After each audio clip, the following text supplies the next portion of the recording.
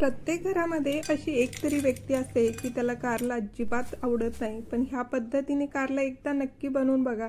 अजिबात कारला आवडत नाही अशी व्यक्ती सुद्धा अगदी आवडीने खाईल आणि आठवड्यातून तुम्हाला 2 ते 3 वेळा बनवायला सांगेल. नमस्कार मंडळी, मी उषाज किचनमध्ये तुमचं सगळ्यांचं खूप खूप मनापासून स्वागत करते.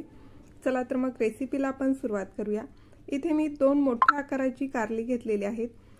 वजनी प्रमाणात साधारण 200 ग्रॅम एवढी ही कारली आहेत. कारली आपल्याला स्वच्छ धुवून घ्यायची. धुवून झाल्यानंतर ह्याच्यावरचं जे पाणी आहे ते पुसून काढायचे किंवा निथळून घ्यायचं आहे.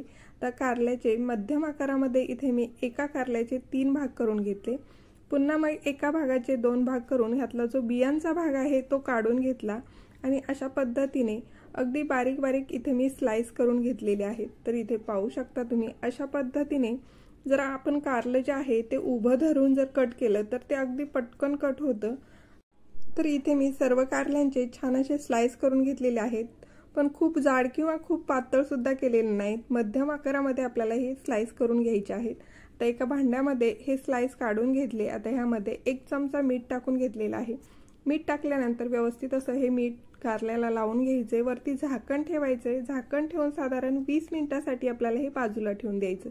तर साधारण इथे 20 मिनिट झालेले आहेत. आपण झाकण उघडून पाहूया.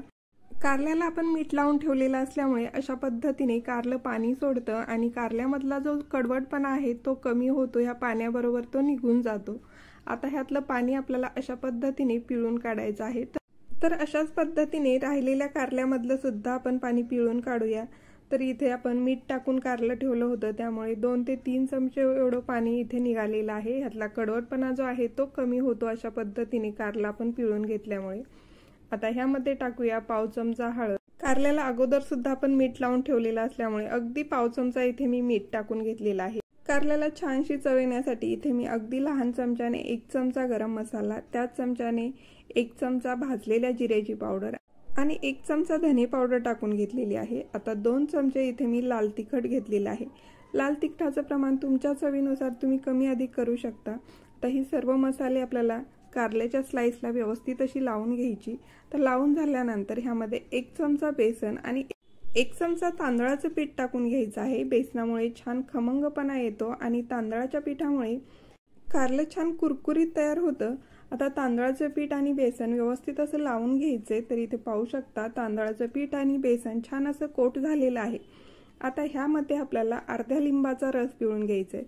लिंबाच्या रसामुळे काय होतं, एकतर ह्या कारल्याला छान अशी चटपटीत चव येते. दुसरी गोष्ट म्हणजे कारलं छान कुरकुरीत तयार होतं आणि तिसरी गोष्ट म्हणजे कारल्यातला जो कडवटपणा थोडाफार शिल्लक राहिलाय ना तो सुद्धा कमी होतो. त्यामुळे आवर्जून लिंबाचा रस टाकून घ्यायचा आणि व्यवस्थित असं हे लावून घ्यायचं. तर इथे पाहू शकता तुम्ही हे छान मिक्स केल्यानंतर आपल्याला लगेच कारलं तळायला घ्यायचं आहे. इथे मी तेल अगोदरच गरम करण्यासाठी ठेवलं होतं. आता ह्यामध्ये आपल्याला कारल्याच्या स्लाइस टाकून घ्यायचे. कारल्याच्या स्लाइस टाकल्यानंतर मात्र गॅसची फ्लेम हाय करायची.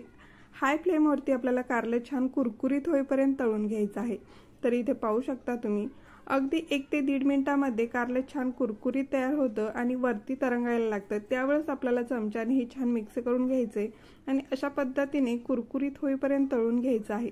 आता मस्त असं कारलं तळल्यानंतर ह्यातलं तेल निथळून घ्यायचं आणि एका प्लेटमध्ये आपल्याला काढून घ्यायचं आहे किंवा टिश्यू पेपरवरती तुम्ही कारलं काढून घेऊ शकता. आता कारलं तळत असताना सगळ्यात महत्त्वाची गोष्ट काय लक्षात ठेवायची, तर गॅसची फ्लेम आपल्याला मीडियम टू हाय ठेवूनच कारलं तळायचं आहे. गॅसची फ्लेम जर आपण स्लो ठेवून जर कारलं तळलं तर ह्यामध्ये तेल जास्त शोषलं जातं आणि कारलं सुद्धा कुरकुरीत तयार होणार नाही. तर इथे तुम्ही कारल्याचा आवाज ऐकू शकता. मस्त असं कुरकुरीत कारलं आपलं तयार झालेलं आहे. चवीला सुद्धा एकदम टेस्टी तयार होतं. तर ह्या पद्धतीने कारलं घरी नक्की ट्राय करा. रेसिपी आवडल्यास लाईक करा. जास्तीत जास्त रेसिपी मित्रपरिवार नातेवाईकांबरोबर शेअर करा. उषाज किचनला सबस्क्राईब करा. धन्यवाद.